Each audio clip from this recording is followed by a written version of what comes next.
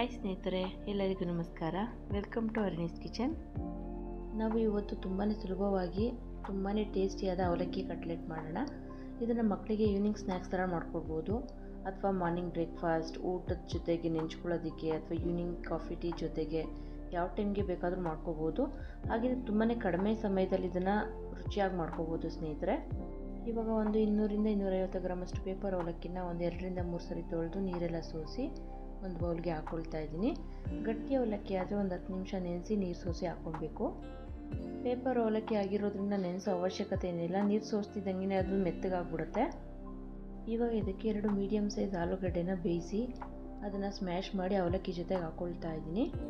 ಇವಾಗ ಇದಕ್ಕೆ ಸ್ವಲ್ಪ ತರಕಾರಿಗಳನ್ನ ಹಾಕ್ಕೊಳ್ಳೋಣ. 1 ಸಣ್ಣದಾಗಿ ಕಟ್ ಮಾಡಿರೋ ಈರುಳ್ಳಿ, 3 ಸಣ್ಣದಾಗಿ ಕಟ್ ಮಾಡಿರೋ ಹಸಿರು ಮೆಣಸಿನ್ಕಾಯಿ, ಅರ್ಧ ಇಂಚು ಸಣ್ಣದಾಗಿ ಕಟ್ ಮಾಡಿರೋ ಶುಂಠಿ, 10 ಎಲೆ ಕಟ್ ಮಾಡಿರೋ ಕರಿಬೇವು ಸೊಪ್ಪು, 2 ಸ್ಪೂನು ಕಟ್ ಮಾಡಿರೋ ಕೊತ್ತಂಬರಿ ಸೊಪ್ಪು, ಅರ್ಧ ಸ್ಪೂನು ಅರಿಶಿನ, 1/4 ಸ್ಪೂನ್ ಜೀರಿಗೆ ಪುಡಿ, 1/4 ಸ್ಪೂನ್ ಮೆಣಸು ಪುಡಿ, 1/4 ಸ್ಪೂನು ಆಮ್ಚೂರ್ ಪೌಡರ್ ಅಥವಾ ನಿಂಬೆಹಣ್ಣು ರಸ ಒಂದು 1/4 ಸ್ಪೂನಷ್ಟು, 1 ಸ್ಪೂನು ಚಿಲ್ಲಿ ಪೌಡರು. ಹಸಿರು ಮೆಣಸಿನ್ಕಾಯಿ ಖಾರ ಇಲ್ಲದೇ ಇರೋದ್ರಿಂದ ನಾನು 1 ಸ್ಪೂನಷ್ಟು ಚಿಲ್ಲಿ ಪೌಡರ್ನ ಹಾಕ್ಕೊಳ್ತಾ ಇದ್ದೀನಿ. ಹಸಿರು ಮೆಣಸಿನ್ಕಾಯಿ ಏನಾದರೂ ಖಾರ ಇತ್ತು ಅಂತಂದರೆ ಒಂದು ಅರ್ಧ ಸ್ಪೂನ್ ಆದರೆ ಸಾಕು.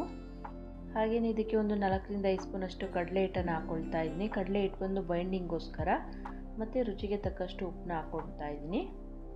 ಇವಾಗ ಇದನ್ನೆಲ್ಲ ನೀಟಾಗಿ ಮಿಕ್ಸ್ ಮಾಡ್ಕೊಳ್ತಾ ಇದ್ದೀನಿ. ಕಡಲೆ ಹಿಟ್ಟು, ಆಲೂಗಡ್ಡೆ ಮತ್ತು ಅವಲಕ್ಕಿ ಎಲ್ಲ ನೀಟಾಗಿ ಮಿಕ್ಸ್ ಆಗಬೇಕು, ಅಲ್ಲಿವರೆಗೂ ನೀಟಾಗಿ ಮಿಕ್ಸ್ ಮಾಡ್ಕೊಳ್ತಾ ಇದ್ದೀನಿ.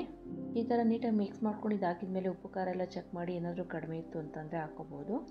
ಇವಾಗ ಇದಕ್ಕೆ ಒಂದು 2 ಸ್ಪೂನಷ್ಟು ಕಾರ್ನ್ಫ್ಲೋರ್ನ ಹಾಕ್ಕೊಳ್ತಾ ಇದ್ದೀನಿ, ಇದನ್ನು ಕೂಡ ಬೈಂಡಿಂಗ್ಗೋಸ್ಕರ. ಇವಾಗ ಈ ಮಿಕ್ಸ್ಚರ್ ರೆಡಿ ಇದೆ.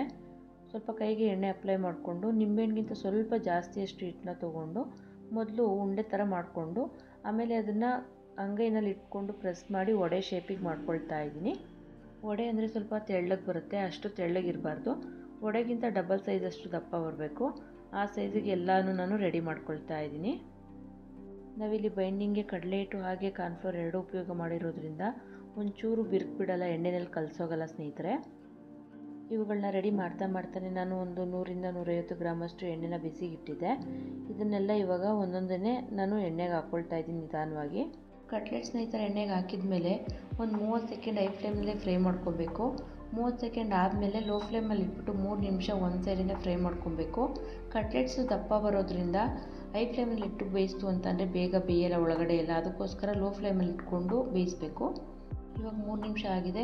ಕಟ್ಲೆಟ್ಸ್ನೆಲ್ಲ ಮಗ್ಚಾಕಿ ಮತ್ತೆ ಇನ್ನೊಂದು ಸೈಡು ಕೂಡ 3 ನಿಮಿಷ ಫ್ರೈ ಮಾಡ್ಕೊಳ್ತಾ ಇದ್ದೀನಿ ಲೋ ಫ್ಲೇಮ್ನಲ್ಲಿ. ಇವಾಗ 2 ಸೈಡು 3 ನಿಮಿಷ ಫ್ರೈ ಮಾಡ್ಕೊಂಡಿದ್ದಾಗಿದೆ. ಕೊನೆಯಲ್ಲಿ ಹೈ ಫ್ಲೇಮಲ್ಲಿ ಇಟ್ಕೊಂಡು 1 ನಿಮಿಷ ಫ್ಲಿಪ್ ಮಾಡ್ತಾ ಫ್ರೈ ಮಾಡ್ಕೊಳ್ತಾ ಇದ್ದೀನಿ. ಈ ಥರ ಮಾಡೋದ್ರಿಂದ ಕಟ್ಲೆಟು ಕ್ರಂಚಿ ಬರುತ್ತೆ. ತುಂಬಾ ರುಚಿಯಾದ ಕಟ್ಲೆಟ್ ರೆಡಿಯಾಗಿದೆ ಸರ್ವ್ ಮಾಡೋದಕ್ಕೆ. ಇದನ್ನು ಮಯೋನೀಸ್ ಅಥವಾ ಟೊಮೆಟೊ ಕೆಚಪ್ ಜೊತೆಗೆ ತಿನ್ಬೋದು. ಈ ರೆಸಿಪಿನ ನೀವು ಮನೆಯಲ್ಲಿ ಮಿಸ್ ಮಾಡದೆ ಟ್ರೈ ಮಾಡಿ. ಟೇಸ್ಟ್ ಹೇಗೆ ಬಂತು ಅಂತೇಳ್ಬಿಟ್ಟು ಕಮೆಂಟ್ ಮಾಡಿ ತಿಳಿಸಿ. ಇಲ್ಲಿವರೆಗೂ ಚಾನಲ್ಗೆ ಸಬ್ಸ್ಕ್ರೈಬ್ ಮಾಡಿಲ್ಲ ಅಂತಂದರೆ ಪ್ಲೀಸ್ ಸಬ್ಸ್ಕ್ರೈಬ್ ಮಾಡಿ ಸ್ನೇಹಿತರೆ. ಹಾಗೆ ಫ್ರೆಂಡ್ಸ್ ಆ್ಯಂಡ್ ಫ್ಯಾಮಿಲಿ ಜೊತೆಗೆ ಶೇರ್ ಮಾಡಲಿಕ್ಕೆ ಮರಿಬೇಡಿ. ಇದೇ ಥರ ಇನ್ನೂ ಡಿಫ್ರೆಂಟ್ ರೆಸಿಪೀಸ್ ಬೇಕಂತಂದರೆ ಕಮೆಂಟ್ ಮಾಡಿ ತಿಳಿಸಿ. Thanks for watching Arnie's kitchen.